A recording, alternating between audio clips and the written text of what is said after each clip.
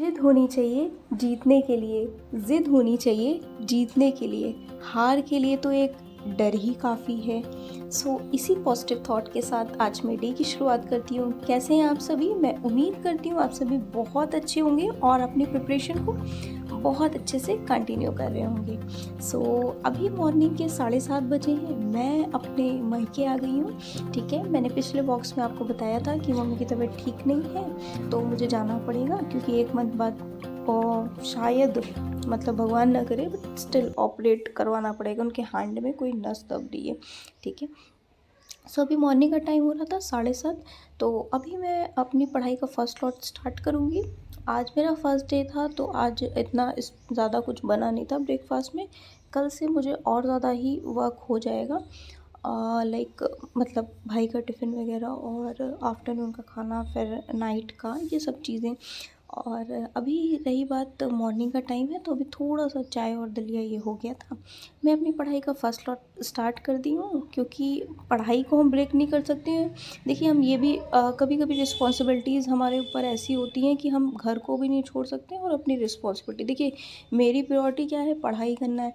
अब मैं पढ़ाई के साथ मेरे साथ दिन पर दिन सिचुएशंस, कभी कुछ होगा, कभी मतलब इन लॉज को प्रॉब्लम है तो उनको देखना है, कभी अपने घर पे इस तरह की चीज़ें आती रहेंगी। बट इन सब चीज़ों में मेरी प्रायोरिटी जो पढ़ाई है ना, वो उसे मैं स्किप नहीं कर सकती। मेरा 2 महीना चला जाएगा, एग्ज़ाम आ जाएगा, तब फिर मैं क्या करूँगी उसमें। मुझे अब यहाँ आके मुझे लगा था कि थोड़ा सा आराम, बट यहाँ तो और ज़्यादा ही है। मतलब वहाँ 4 घंटे की पढ़ रही थी तो यहाँ 4 घंटे भी निकालना बहुत मुश्किल है।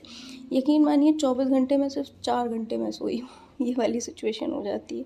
इसलिए मैं बोलती हूँ ना, आप अगर मान लीजिए किसी सिचुएशन में कहीं आप रह रहे हैं ना, तो वो आपकी बेस्ट सिचुएशन होती है। आप वहाँ बेस्ट प्रिपेयर कर सकते हैं क्योंकि आप हैबिचुअल हो चुके होते हैं अपनी डेली लाइफ को मैनेज करने में। इस वजह से मैंने 1 घंटे की पढ़ाई पहले कर ली थी और अभी 41 मिनट्स की पढ़ाई ये करी थी।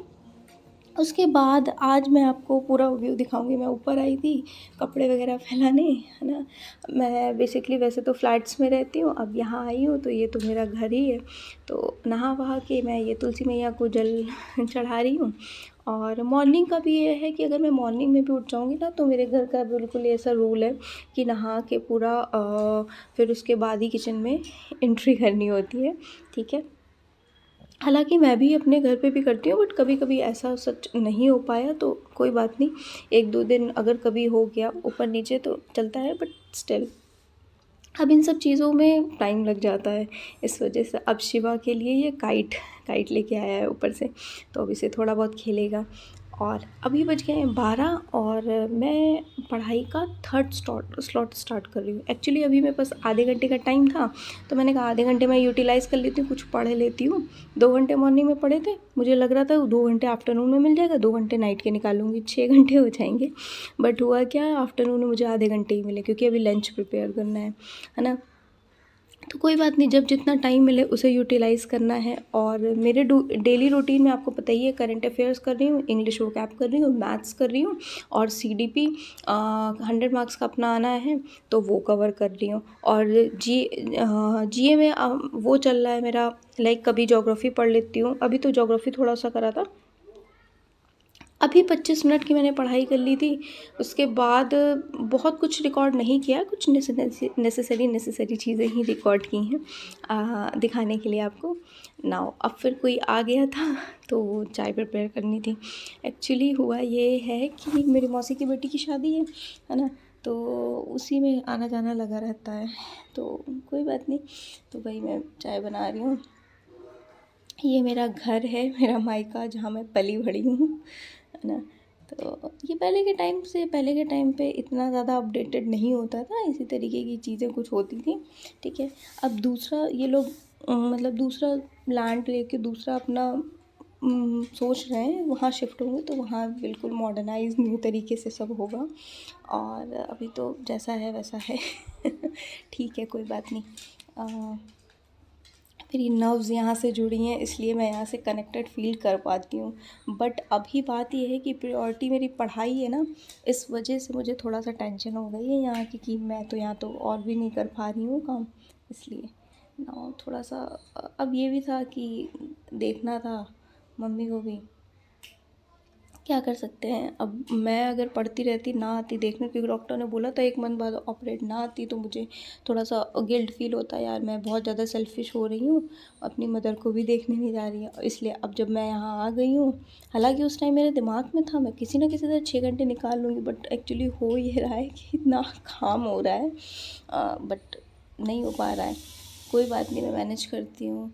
और पता है, जब मैं वहाँ रहती हूँ ना, तो वहाँ मैं इतना सब काम करके पढ़ाई वगैरह करती हूँ ना, तो मतलब वहाँ पे इन लॉज वगैरह वो लोग नहीं चीज़ों को इतना माइंड करते, बट यहाँ पे अगर मैं करती हूँ कोई भी चीज़, फिर मम्मी देख रही है पढ़ रही है 4 घंटे ही सोई है, तो उनको लगता है यार ये बिटिया मेहनत कर रही है।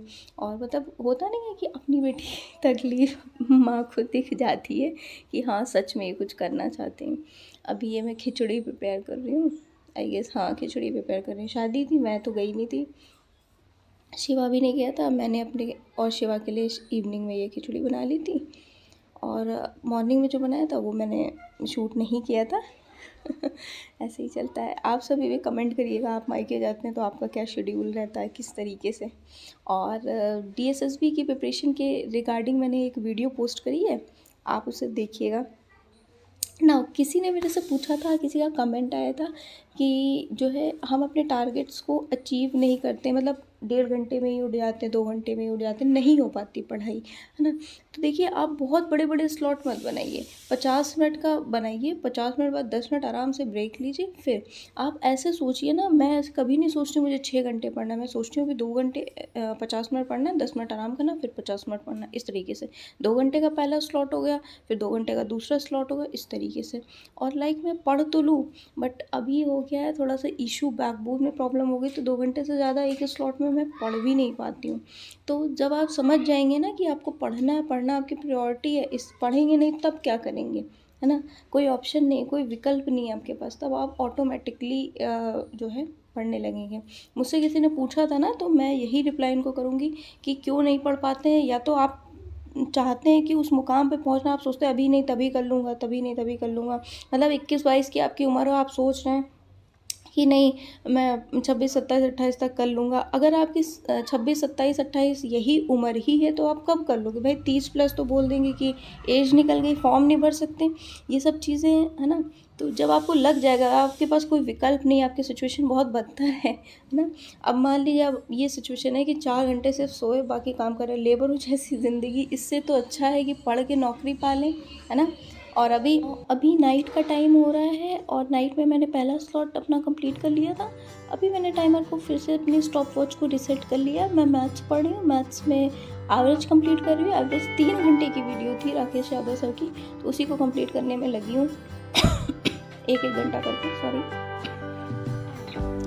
अभी मैं नाइट टाइम व्यू से के पढ़ रही हूँ, यहीं शिवा सो भी रहा है, और तो यहीं पे अपनी मैं प्रिपरेशन को कंटिन्यू करूँगी, क्योंकि शिवा को कोई ऑप्शन नहीं है भाई, मेरे पास वहाँ भी रहता है, यहाँ भी है, ठीक है। तो अभी थोड़ा सा मैं परेशान भी इसीलिए हो रखी हूँ कि यार कैसे प्रिपरेशन को मैनेज किया जाए, कैसे क्या किया जाए। मतलब देखिए, आप कहीं पे भी हों, इससे सबसे बढ़िया लाइफ जो होती है, इतने एक्सपीरियंस के बाद अगर आप कुछ करना चाहते हैं तो अनमैरिड होते हैं, तब सबसे बढ़िया लाइफ होती है। कोई टेंशन नहीं, कोई रिस्पॉन्सिबिलिटी नहीं, और उसके बाद आपके पास नंबर ऑफ रिस्पॉन्सिबिलिटीज़ हो जाती हैं, चाहे आप वहाँ रहो चाहे आप वहाँ रहो। होता है ना सब, मान लीजिए बेबी है, उसकी रिस्पॉन्सिबिलिटी है, या फिर आप इन लॉज में रह रहे हैं, अपने घर में रह रहे हैं, तो होता है ना कि सब लोग ये भी एक थिंकिंग हो जाती है कि अपने घर में भी तो करते हैं ना, मैनेज करते हैं, इस टाइप की चीज़ें। सो अभी 2 बजा है, अब मैं कल मिलती हूँ।